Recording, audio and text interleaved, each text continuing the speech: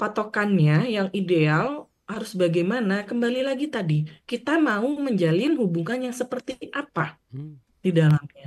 Dan tentu saja yang utama yang selalu saya sampaikan bahwa dilihat bagaimana ketika dia marah. Maksudnya ketika dia marah begini. Itu untuk menghindari terjadinya eh, kekerasan dalam sebuah hubungan, baik Hmm. kekerasan secara fisik, Ya. secara mental ataupun secara verbal. Hmm. Karena apa? Karena pola marah seseorang itu akan sangat susah sekali untuk diubah seperti Oke. itu, Mas. Hmm.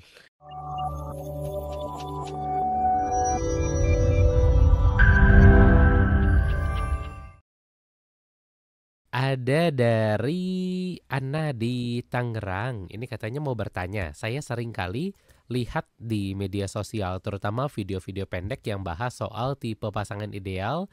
Katanya harus jadi provider yang tepat.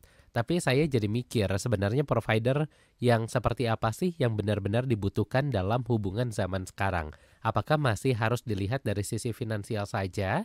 Atau ada hal lain yang nggak kalah penting? Penasaran banget dengar dari pandangan kalian karena kalau cuma ngikutin video pendek, ini kadang kesannya kayak template aja nih. Cowok harus A, cewek harus B, padahal kan kenyataan tidak sederhana itu. Contohnya, ini cowok harus membelikan ceweknya merek tas tertentu yang asli, yang harganya puluhan juta rupiah untuk pacarnya. Sementara cewek ini harus bisa mengendari kendaraan pribadi seperti motor atau mobil seolah baru diseriusin jadi pacar atau pasangan atau baru bisa lanjut ke pernikahan sampai setelahnya. Menurut pandangan dari Mbak Friska ini seperti apa?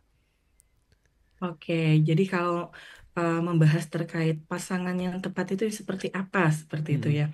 Tentu saja ini eh, tidak bisa kita pukul sama rata untuk setiap orang. Mm-mm. Jadi kalau bisa dibilang pasangan itu adalah custom. Maksudnya custom adalah setiap individu akan berbeda pasangan yang tepat bagaimana. Mm. Tapi tentu saja yang harus digarisbawahi atau menjadi titik penting yang pertama bahwa kalian berdua itu memiliki pandangan hidup yang sama, Oke.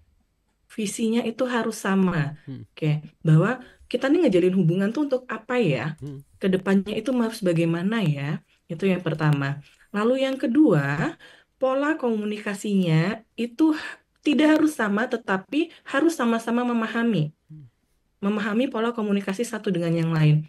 Oh, eh, pasanganku kalau misalnya dia marah itu seperti apa? Mm. Kalau misalnya eh, kami harus membahas sebuah permasalahan itu seperti apa? Karena namanya juga sebuah hubungan, Mm. biasanya itu fase bulan madunya itu kan paling lama hanya di 6 bulan awal ya Mas Iya, ya. iya.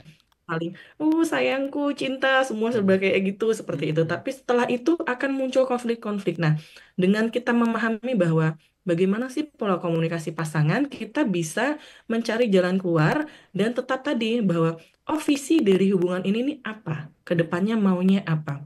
Mm. Begitu. Kemudian, kalau misalnya tadi disebutkan bahwa namanya laki-laki itu harus memberikan Mm. apa, Mm. namanya perempuan itu harus memberikan apa.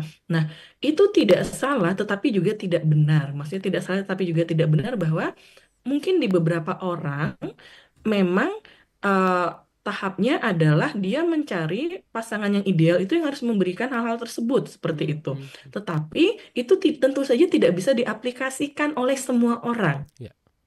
Ya, tidak bisa diaplikasikan oleh semua orang. Kita juga harus mengukur bahwa sebetulnya apa sih yang kita butuhkan dalam sebuah hubungan itu. Mm. Apakah memang hanya materi belaka saja, hanya dipenuhi secara finansial, tetapi kita gersang secara kasih sayang Mm. seperti itu, atau enggak apa-apa deh, cukup asalkan dia laki-laki yang mau untuk misalnya tetap mau bertanggung jawab ada keinginan untuk Mm. maju, keinginan untuk berkarir, keinginan untuk menafkahi keluarganya Ya. seperti itu walaupun mungkin tidak bergelimangan harta yang Mm. sampai turah-turah seperti itu. Mm. Mm. Nah, begitu juga dari pandangan laki-laki bahwa itu katanya kalau nyari cewek tuh harus yang A, harus yang B, harus yang C. Dikembalikan dulu ke diri sendiri, direfleksikan. Iya nggak sih aku butuh perempuan yang seperti itu? Nah, tentu saja kalau uh, cari cewek itu yang misalnya harus mandiri, yang sudah harus bisa mencari uang sendiri, Mm, yang bisa membiayai hidupnya sendiri. Tentu saja kita harus lihat lagi, kira-kira kita sebagai laki-laki bisa tidak ya menerima plus dan minusnya dari wanita yang seperti itu. Maksudnya oke. bagaimana?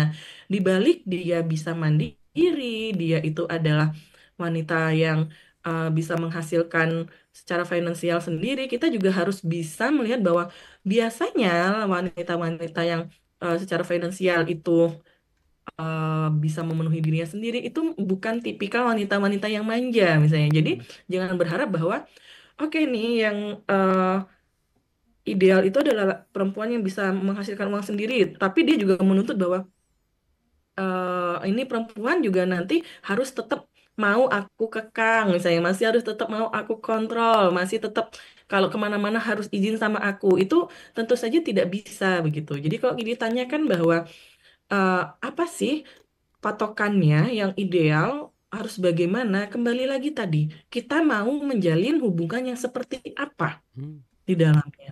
Dan tentu saja yang utama yang selalu saya sampaikan bahwa dilihat bagaimana ketika dia marah. mm, Maksudnya ketika dia marah begini. Itu untuk menghindari terjadinya eh, kekerasan dalam sebuah hubungan, baik mm, kekerasan secara fisik, ya, secara mental ataupun secara verbal. mm, Karena apa? Karena pola marah seseorang itu akan sangat susah sekali untuk diubah seperti oke. itu, Mas. Mm, Kecuali memang dia benar-benar merasa bahwa aku udah nggak bisa nih hidup dengan cara marah yang seperti ini. Tapi mm, kalau misalnya dia masih masih merasa bahwa enggak kok ini adalah cara yang betul, ini adalah cara yang efektif, maka itu akan susah sekali untuk berubah. Dan ini tentu saja kalau kita berharap bahwa hubungannya untuk uh, selamanya untuk jangka panjang mm, sampai mm, mau memisahkan, tentu saja kita harus bisa melihat bahwa oke nih, aku harus berhadapan dengan pola marah pasanganku seperti ini seumur hidupku, mm, kuat atau tidak.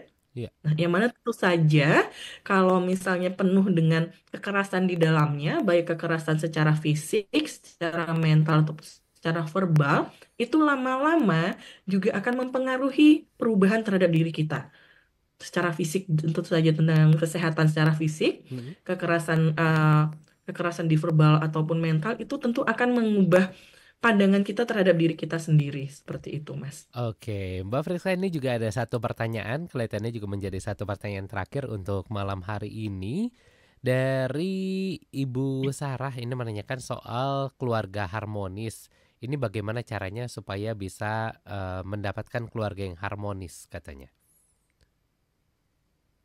Oke, keluarga yang harmonis ini kembali lagi kita lihat lagi persepsi, mohon maaf Bu Sarah tadi ya. Sarah, betul. Iya, Ibu Sarah terhadap keluarga yang harmonis itu ya seperti apa? Seperti itu, pandangannya itu seperti apa? Apakah keluarga yang harmonis itu harus seperti A, B, C, ataupun D? Nah, tapi kalau secara garis besar, keluarga harmonis itu di mana ketika kita berada di dalam rumah yang di mana ada keluarga kita, kita merasa menjadi tenang seperti itu Hmm, ya, Mas hmm, ya. hmm. Nah, keluarga yang harmonis itu bukanlah keluarga yang tidak memiliki konflik. Oke. Kan? Tetapi keluarga yang ketika berkonflik, mereka bisa sama-sama untuk mencari jalan keluar terbaik yang mana tidak ada yang dikalahkan di dalamnya. Oke. Bagaimana cara untuk membangun hal itu? Nah, kembali lagi kita kembali ke komunikasi sebetulnya, Mas. Hmm, Ke komunikasi, kita samakan dulu persepsi kita dengan pasangan. hmm. Kita sebagai istri dengan suami kita, suami dengan istrinya, bahwa tadi mau dibawa kemana? Lalu keluarga yang harmonis itu menurutmu itu seperti apa? Hmm. Nah, lalu kemudian digali bagaimana ya caranya supaya hal tersebut bisa terjadi. Misalnya, kalau aku mau kalau misalnya nanti di keluargaku itu tidak ada yang namanya suaranya ditinggikan Oke. seperti itu. Hmm, Nah, itu harus disamakan persepsinya dengan pasangan kita hmm. dan dimulai dari diri kita sendiri.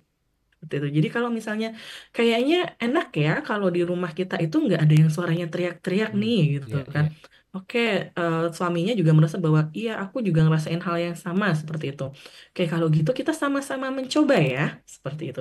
Jadi Oke. bukan ke menuntut, tetapi sama-sama untuk membangun keharmonisan keluarga tersebut seperti itu. Begitu juga dengan keluarga yang harmonis kalau dilihat dari eh, tidak ada yang lain, maksudnya Hmm. pasangan kita adalah satu-satunya. Nah, ini kembali lagi dikomunikasikan bahwa persepsi dari mohon maaf perselingkuhan itu seperti apa? Apakah perselingkuhan menurut si istri dan si suami itu sama bahwa ada memang yang kadar perselingkuhan itu menganggap bahwa dengan bertukar teks eh, pesan teks di WhatsApp atau di Hmm. DM itu Hmm. udah sebagai perselingkuhan. Iya. Ada juga yang mempersepsikan bahwa kalau jalan bareng baru berselingkuh. Hmm. Nah, itu dipersepsikan, disatukan lagi, Hmm. disamakan bahwa perselingkuhan itu apa, kemudian sama-sama untuk membuat komitmen di dalamnya bahwa sama-sama tidak akan pernah membuka peluang atau membuka pintu untuk perselingkuhan itu masuk seperti itu. Hmm. Itu untuk perselingkuhan. Banyak sih ya Mas ya kalau Iya, harmonis betul ya. betul betul. Kemudian terkait anak misalnya, Hmm. misalnya keluarga yang sudah memiliki anak, ini juga untuk menjalin keharmonisan di dalamnya tentu saja komunikasikan pola asuh yang seperti apa sih yang akan diterapkan kepada anak-anak kita nanti. Hmm. Anak-anak kita ini mau istilahnya nanti ke depannya mau dibawa seperti apa? Karena bisa saja nih kalau tidak dikomunikasikan si ibu ingin nanti anaknya sekolah di sekolahan A, si bapak Oh ingin iya anaknya betul. sekolahan B. Hmm. Itu akan menjadi konflik. Hal-hal Hmm. kecil Hmm. saja akan menjadi konflik. Jangankan itu dari pola MPASI, pemberian Hmm. Hmm. MPASI Hmm. misalnya, ibunya tuh kepingin ya nggak apa-apa, anaknya itu makan sendiri dengan tangan, Hmm. makanannya ditaruh di meja, anak Hmm. makan. Iya. Tetapi bapaknya ternyata inginnya enggak, anak itu dari kecil harus diajarkan makan pakai sendok seperti itu. Nah, Hmm. nah ini kalau tidak dikomunikasikan, tentu saja akan menimbulkan konflik-konflik tersendiri. Seperti Oke. itu. Dan Hmm. begitupun dengan hal-hal lainnya. Jadi kuncinya tetap di komunikasi. Kemudian komitmen antar keduanya seperti apa? Baik.